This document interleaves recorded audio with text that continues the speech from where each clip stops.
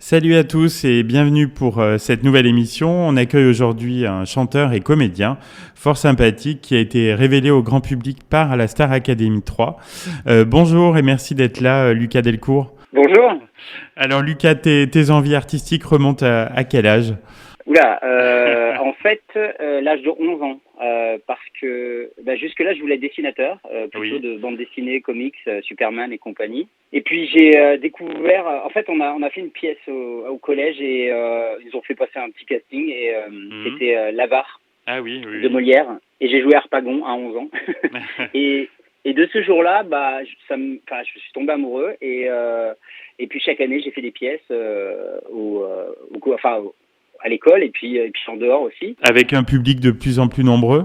Oui, enfin, c'était un petit public, je venais D'accord. quand même d'un petit village, donc voilà, il n'y avait pas trop de monde, mais en tout cas, ça m'a passionné.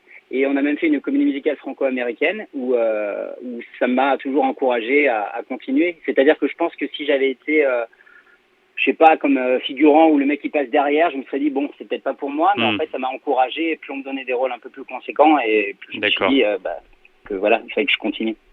Et alors, comment tu t'es retrouvé dans cette aventure incroyable de la Star Academy? En fait, c'était le début, enfin c'était la troisième édition, mais c'était un peu présenté comme Fame à l'époque, et du coup, tous mes amis savaient que je faisais des cours de hip-hop aussi à côté, que j'étais comédien. Bon, j'avais fait partie d'une chorale vite fait, mais du coup, à ce moment-là, les amis poussent, et, Bien euh, sûr, oui. et Ouais. honnêtement, moi, j'étais pas convaincu. Je me suis dit, c'est quand même la finalité, c'est d'être chanteur, et c'est pas mon truc, et c'est pas ce que je veux faire. Je veux continuer en tant que comédien. Et en fait, on se laisse, on se laisse prendre au jeu. Et j'ai envoyé en fait une vidéo, mais je pense que j'ai pas fait comme tout le monde, c'est-à-dire que chacun s'est présenté. Je crois qu'Élodie Frégé, elle était dans son garage quand elle s'est Oui, présentée à la oui, je me vidéo et souviens, tout. oui, oui. Et moi, j'avoue que j'ai fait, comme j'étais passionné de montage vidéo, j'ai fait un montage où on me voyait à New York, en train de faire du snowboard partout. En fait, ça a attiré leur attention. Donc, du coup, on a été plus loin, mais moi, je me suis retrouvé à me demander est-ce que je le fais, est-ce Ah que je oui, le fais t'as pas, parce hésité, que, oui. ouais, parce que c'est bizarre, parfois on a un ressenti, et je me disais, il y a une chose qui m'attire pas du tout dans ce milieu, c'est la médiatisation. Hmm.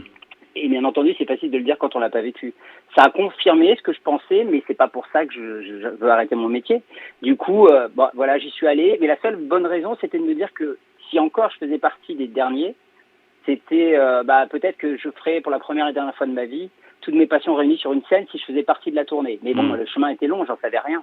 Et oui, Et, mais donc tu as fini par y être, justement, sur la tournée, ça a dû être incroyable, non? oui, parce que j'ai eu de la chance en plus, c'était la seule raison. Et j'ai eu la chance de faire partie de la saison qui a fait le plus de dates, où on est parti au Liban, au Oui, à Maroc, l'étranger aussi, oui, oui, tout à fait. ouais, Ouais. Tahiti, et qu'est-ce qu'on avait la Belgique et la Suisse, mais je Hmm. pense que toutes les saisons l'ont fait. Mais du coup, ça a été très très long, je crois qu'on a eu 110 dates, un truc comme ça. Et j'ai eu plus que ce que je voulais, quoi, Donc évidemment. ça, c'était ton objectif, en fait, prioritaire en faisant l'émission? Oui, oui, oui. Ouais.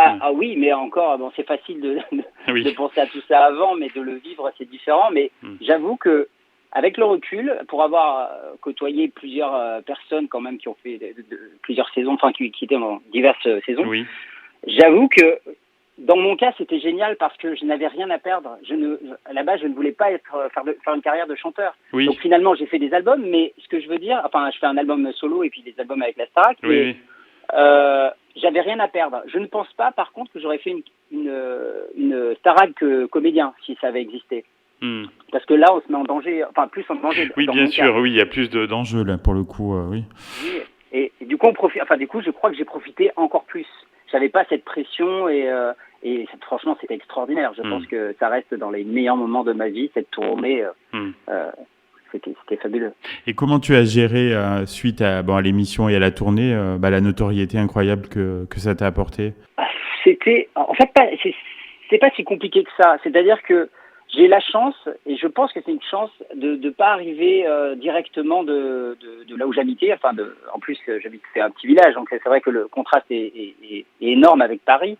Et j'arrivais pas, j'étais déjà à Paris depuis 4 ans. Je me débrouillais tout seul, donc ça joue beaucoup psychologiquement, je pense. Oui. Il y a aussi autre chose, c'est que, bien entendu, que chaque parent est fier de son enfant, il pense que c'est le meilleur. Et par exemple, j'ai pas eu cette pression, c'est-à-dire que ma mère, par exemple, je savais qu'elle m'adorait, qu'elle était fière de moi, mais elle me le disait pas constamment. Et c'est vrai que chez certaines personnes, parfois c'est ça. Et en fait, les gens s'habituent à entendre ça, et après, il y a des désillusions. Et puis surtout, en fait, c'est le recul qu'on prend par rapport à l'émission. C'est-à-dire que c'est comme le bac, c'est pas parce qu'on a le bac qu'on a un boulot derrière, et il fallait faire attention. C'est-à-dire que c'est pas parce qu'on a fait cette émission, effectivement, il y avait des millions de gens qui nous regardaient. Effectivement, on peut très vite penser qu'on est le meilleur parce que les gens passent leur journée à nous dire ça. Mais il faut dire merci, mais surtout, faut faire attention et rester avec les pieds sur terre. Mais ça, c'est le danger. Donc du coup, je sais pas. Moi, j'ai fait j'ai fait mon chemin avec cette émission et après avec les albums. Et après, j'ai tranquillement retrouvé les directeurs de casting que je connaissais déjà avant. C'est-à-dire que j'ai pas du jour au lendemain voulu être comédien. Donc, oui, c'était déjà en toi, quoi. Ouais. Donc, ça change quelque chose, je pense. Je pense. Après, moi, je suis très simple comme garçon, je suis très casanier. Donc, c'est vrai que je ne me suis pas perdu dans les soirées. Oui, bien sûr. Oui. Ouais. Et alors, parmi les rôles marquants que tu as eu suite à l'émission, donc il y a eu notamment la série Sous le soleil. C'est un bon souvenir? Oui, parce que déjà, c'est à Saint-Tropez, donc je pense qu'il y a pire comme milieu, comme endroit pour tourner. Non, même si on tourne quand même hors période estivale, mais oui, parce que c'était vraiment carré, c'est-à-dire que j'étais sur plusieurs prods et j'avoue que celle-là, c'était une petite ville, quoi. En fait, il y avait tout qui existait depuis longtemps, donc c'est très sérieux. Franchement, je trouve que c'était très bien rodé. Après, c'est vrai que c'est pas, je suis honnête, c'est pas du tout ce que je regardais, mais il y a une cible pour tout et voilà, ma mère était très contente que je sois dedans et la famille aussi. Mais et puis voilà, ça existait depuis tellement d'années, tout le monde a déjà vu une fois Sous le soleil. Donc bien sûr, c'est une référence, oui. Quelque chose exactement. Et c'était agréable à faire et voilà. Après, c'est vrai qu'il y avait des incohérences quand même. C'est-à-dire que très vite, j'étais dans une école à un moment donné. Je suis dans une école genre Fein, je suis élève et puis je crois 10 épisodes plus tard, je suis prof dans cette même école. Mais ça c'est drôle, voilà. Mais franchement, c'était très sympa et puis l'entente aussi avec Tonya Kiesinger ou avec Bénédicte Delmas. Voilà, c'était celle avec qui je jouais le plus, surtout avec Tonya. Mais vraiment très agréable. Voilà, j'ai eu affaire à des gens professionnels qui se la racontaient pas et c'est toujours bon à prendre. Et par la suite, quels autres rôles t'ont le plus comblé? Après, le problème, c'est que non, j'étais plutôt moins heureux. C'est-à-dire, je me suis retrouvé j'ai fait une série. C'est pas grave, hein, ça arrive. Ça fait partie du parcours de chaque comédien. Oui. Non, mais voilà, j'ai été en Guadeloupe. Alors c'est vrai que c'était super la Guadeloupe, mais c'est vrai que voilà, j'étais moins heureux. C'était une série qui s'appelait La Belle et Flamboyant. Ah oui, tout à fait, oui. Mais j'étais moins heureux. Je suis parti après la première saison, qui avait quand même 100 épisodes. Mais voilà, j'ai fait des super rencontres humainement. Mais voilà, j'étais pas heureux. J'étais pas trop heureux là-bas. Voilà. Et alors actuellement, sur quoi tu travailles au niveau tournage? Il y a des projets en cours Alors, c'est plutôt, je suis passé à l'écriture parce que je suis revenu il y a plusieurs années. J'ai vécu aux États-Unis et à mon retour, j'avais commencé à écrire une série que j'ai mis de côté parce que je trouvais qu'il n'y avait pas de cible encore pour ça. C'était trop jeune pour Canal+. À l'époque, il n'y avait pas encore la plateforme Netflix ici. Et du coup, j'ai mis de côté. Et puis après, j'ai retravaillé. J'ai écrit 2 courts-métrages dont je vais passer à la réalisation pour un des 2. Ah, très bien. Voilà, j'ai réalisé un petit peu une web-série pour un pote. Voilà, que ça m'a mis un petit peu le pied à l'étrier. Et je me suis rendu compte surtout que j'avais vraiment envie de réaliser mes propres projets et voilà que ça se concrétise. Donc du coup, j'ai écrit ça, mais je me suis remis à fond sur cette série, 8 fois 52 minutes.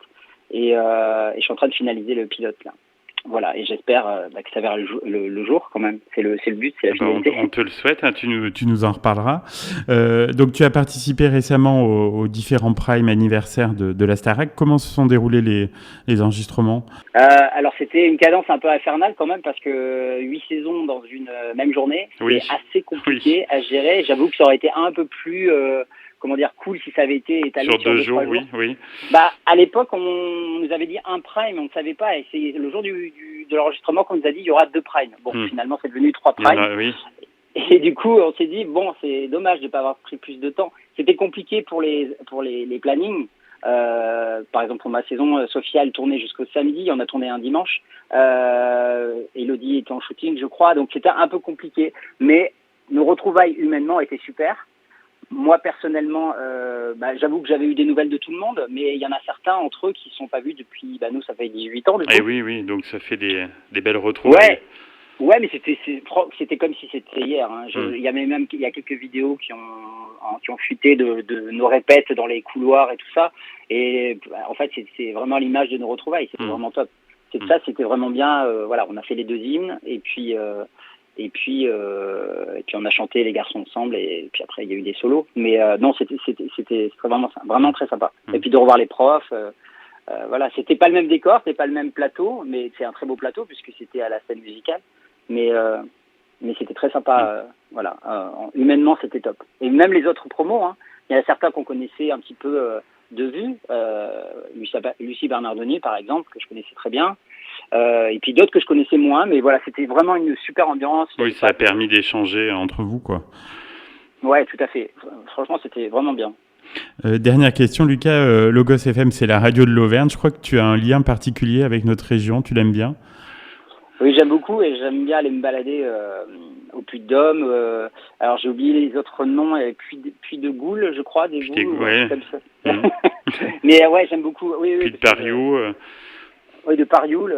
Ouais, j'aime beaucoup parce que aux États-Unis, par exemple, j'allais beaucoup ce qu'on dit hiker, c'est-à-dire grimper dans les collines et tout. Et j'avoue que le panorama est top, quoi. Donc c'est toujours un plaisir d'aller me promener, et d'aller découvrir d'autres endroits comme ça. Et au plaisir de te croiser alors dans la chaîne des Puys. C'était très sympa en tout cas de t'avoir dans l'émission et à très bientôt, Lucas.